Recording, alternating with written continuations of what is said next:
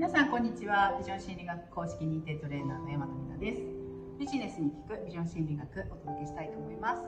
今日のテーマはですね、なぜ成功しても幸せを感じられないのか。たくさんいらっしゃいますよね。かくいう私もそういうことを時々感じますけれども、私たちは、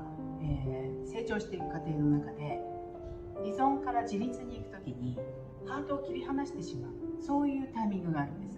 私たちの幸せを世界や誰かに依存している時にたくさん傷つくわけです。小さい頃に親が自分の言うことを聞いてくれなかった、親にふさわしい行動をしてくれなかったということに怒ったり傷ついたりして、そこに感情が癒されないまま残ってしまうわけです。そうすることによって今度もう二度とこんな風に傷つきたくないと言ってハートを閉じてハートを切り離して自立することによって私たちはパワーを感じます。依存している時に比べると自立をするので、何か自分の方がしっかりとしたような気持ちを感じるかもしれないし、ハートを切り離しちゃった時に私たちが何を切り離したのか、どんな大変なことをしてしまったのかということに気がつかないまま進んでいくわけですね。そうするとその行き着く先というのはデッドゾーンというところです。おなじみの場所ですよね。他人から見ると輝いているあなたは、実は内側ではもうこれ以上何もできない、与えるものはない、疲れ果ててしまっている、もう一歩も動けないというような感情を感じている人たくさんいると思います。私たちはハートを切り離してしまっているんですけれども、遠いところでなんだかちょっとこのままだともうやっていけないような感じがするなとか、何か落ち込んでばかりだなというふうに感じる場所っていうのがあるんです。しかしそのハートを取り戻す、そしてその親密感ということを感じ始めないと、私たちは成功を楽しめないんです。外側で達成した手に入れたものを楽しめなかったらどうなるでしょうか。あなたが建てた家や会社、あるいは達成した成果、そして家族が幸せでいて笑って健康でいるにもかかわらず、なんだかぽっかりハートに穴が開いてしまって、何をしていても自分が生きているという感じがしないので、もっと刺激を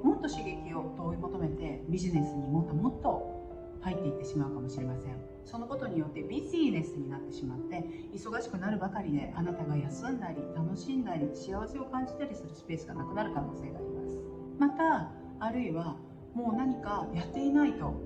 自分が生きてる感じがしないから、ずっとお酒を飲んでしまうとか、ずっと誰か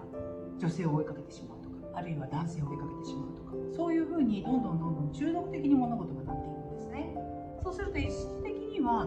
気が紛れたりとかすっきりしたように思うんですけど、翌日の朝起きてみると事実体も疲れているし、気持ちが落ち込んでいて朝から重い気持ちになってしまって、体が辛いだけではなくて会社に行くのが嫌になってしまったりします。そうするとハートを切り離していますから、周りの人に自分がどのようなことをしたりどのようなことを言ってインパクトを与えているのか、自分の振る舞いや感情を感じないことによる態度、視線、声のトーンというものが周りにどんな影響を及ぼしているのかが分からなくなってしまうんですね。そうすると実際今度被害者だったあなたは加害者になってしまいます。被害者も加害者も害があるという点においては同じなので、罪悪感を感じるということについては同じです。つまりあなたが成功しても感じられるのは罪悪感だけということになってしまうんです。そのことのために人生を組み立ててきたか積み上げてきたかと思うとがっかりしませんか。ビジョン心理学ではこのデッドゾーンの角を曲がるときに成功、つまりそれは親密感の同義語であると定義しています。私たちの伸びきってしまったこの男性性、引き上げてしまったこの高いレベルに引き上げた男性性を低めるのではなくて、そこに向かって切り離した女性性をもう一度育て同じレベルにしていくということです。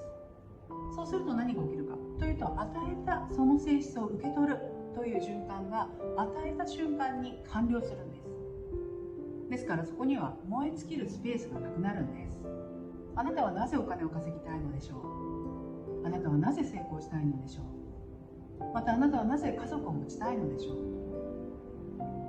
それは全部幸せを感じるためではありませんか。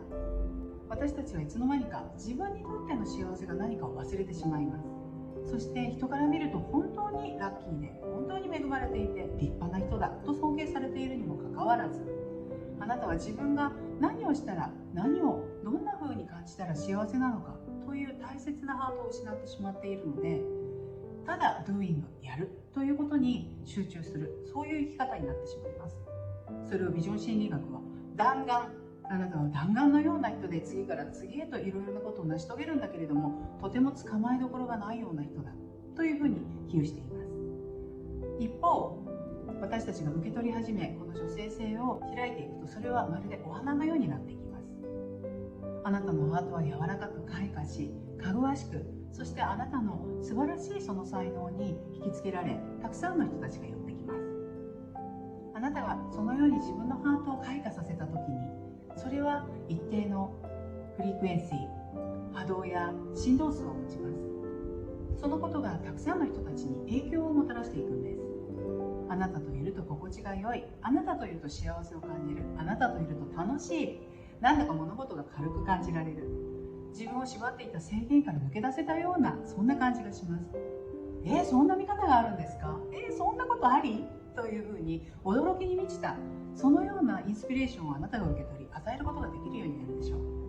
つまりデッドゾーンを抜ける、あなたが成功したその分幸せを感じるためには、私たちがハートのパワーを取り戻し、そして自分が何を感じているのか、例えばそれがとても辛い、重荷だと感じていることだったとしても、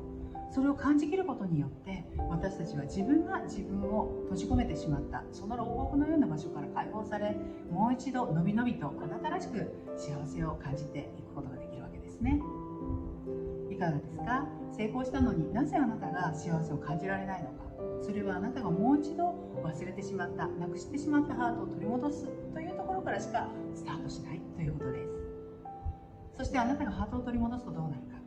あなたの毎日は情熱的になるでしょう。あなたはビジョンに向かって生きていっているので、あなたのそのビジョナリーのエネルギーが人々に影響を与え、あなたのようになりたいと言って、あなたのカリスマ性がまた人々をさらに引きつけ、勇気づけ、そして元気づけ、そして何よりあなたがそのエネルギーを受け取るがゆえに、あなたが幸せを感じられるようになるので